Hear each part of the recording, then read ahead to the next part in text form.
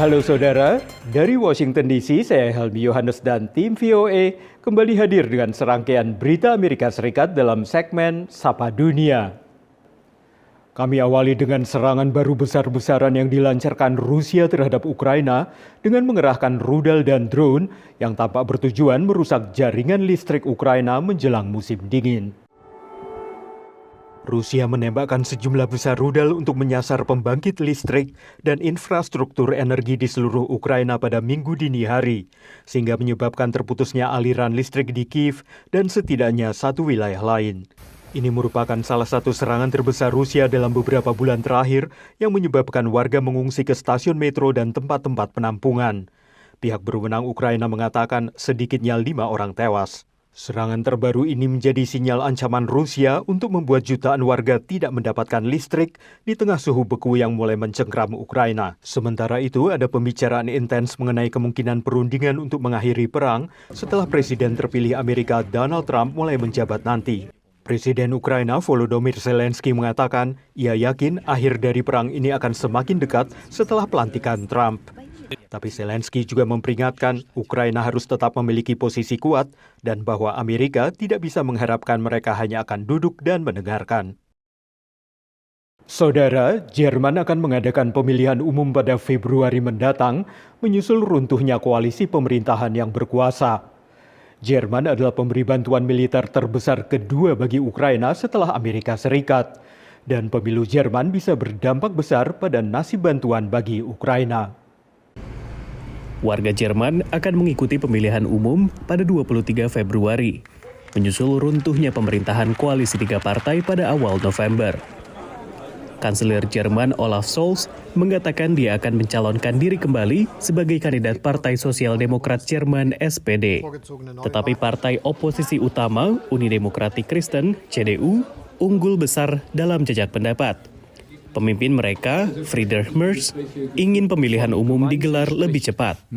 Ich will nur daran erinnern, wir haben keinen Bundeshaushalt 2025. Mit diesem schweren Versäumnis und mit dieser schweren Hypothek gehen wir in das Jahr 2025.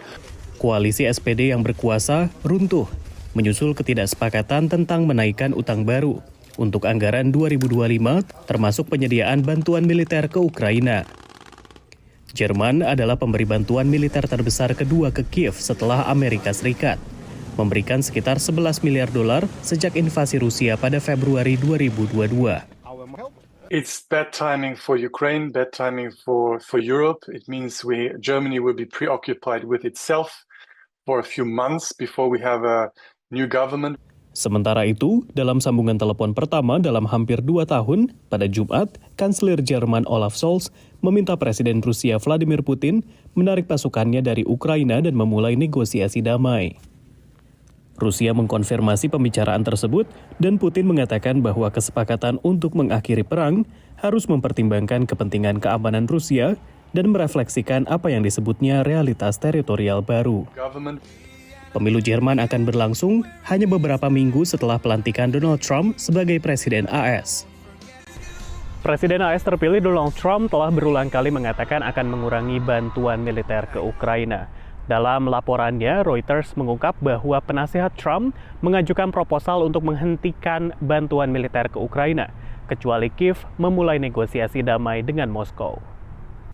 Menurut analis, hal ini dikhawatirkan baik oleh Ukraina maupun Jerman. Demikian laporan tim VOA.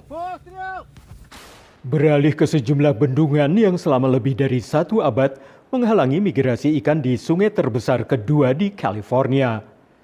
Belum lama ini 4 bendungan yang tersisa akhirnya dihancurkan dan momen itu dirayakan sebagai kemenangan besar oleh penduduk asli Amerika yang menggantungkan hidup mereka pada sungai tersebut. Sebuah momen yang dinanti-nantikan selama puluhan tahun akhirnya tiba. Pada akhir Agustus lalu, sejumlah petugas menjebol bendungan Gerbang Besi yang merupakan bendungan terakhir dari 4 bendungan hidroelektrik yang tersisa di Sungai Klamath. Sungai yang membentang sepanjang 400 km dari negara bagian Oregon ke pesisir California. Ini adalah bagian dari proyek restorasi sungai terbesar di Amerika Serikat guna memulihkan kembali ekosistem yang sebelumnya menyokong kehidupan masyarakat suku asli Amerika dari hulu hingga ke pesisir Pasifik. Communities have always fought for the protection of the sacredness of our Mother Earth and the sacredness of our waterways. So it's an exciting day. Ikan salmon bermigrasi dari laut ke air tawar dan sebaliknya. Dulu jumlahnya melimpah di seantero lembah Sungai Klamath. Namun setelah bendungan dibangun, ikan tak dapat mencapai hulu sungai, suhu air meningkat, dan alga beracun merajalela. Populasi salmon pun anjlok. We lost salmon in our homelands 107 years ago. Myself personally, I've been involved with this issue since 1980.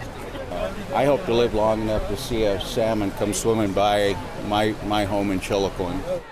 Suku Klamath memimpin perjuangan selama puluhan tahun untuk menghancurkan bendungan tersebut. Pada tahun 2010, perusahaan pemilik bendungan tersebut, Pacific Corp, akhirnya setuju untuk menghancurkan bendungannya ketimbang mengeluarkan biaya mahal untuk memperbaiki kondisi lingkungan. Meski bendungan-bendungan itu telah tiada, banyak di antara mereka yang menyadari bahwa pemulihan ekosistem Klamath hingga seperti sedia kala akan membutuhkan waktu hingga bertahun-tahun ke depan. Demikian laporan tim VOA. Kini kita tengok pasangan suami istri asal Amerika yang membawa kedai frozen yogurt dari Bali ke kota kecil Warrenton di negara bagian Virginia. Selain frozen yogurt, kedai ini juga menawarkan minuman kopi dan teh khas Indonesia dan juga membawa nuansa Bali melalui dekorasi dan berbagai produk kerajinan tangan. We decided we can move back here full time during the pandemic, and then we decided, well, why don't we just bring all the fun things that we enjoy from Indonesia back to America? And there seemed like there's quite a lot of excitement and demand for it here. Dibuka 2 bulan lalu, kata Su Usim, Frozen Yogi disambut dengan tangan terbuka oleh warga kota Warrenton. Di kota kecil berpenduduk sekitar 10.000 orang ini, belum ada tempat seperti Frozen Yogi. I think it's really cute. It has really good food so far. I want to try more things out. A lot of the places lean into older culture around here, which is nice, but it's nice to have something new. Selain yogurt, Frozen Yogi juga menjual kopi dan teh. Bahkan ada kopi rasa kelapa dan teh Jawa. Nairi yang berasal dari kawasan Karibia ini memesan teh boba rasa mangga. Katanya, dibukanya Frozen Yogi ini menambah keragaman kota di Virginia yang berjarak 90 km dari Washington DC ini. I just think the diversity helps shed a love and spread, a little more education to us all about different groups of people in our area. Saat ini, Seusim masih punya 2 gerai Frozen Yogi di Bali. Membuka usaha kecil di Indonesia, katanya tantangan utamanya adalah menghadapi birokrasi pemerintah.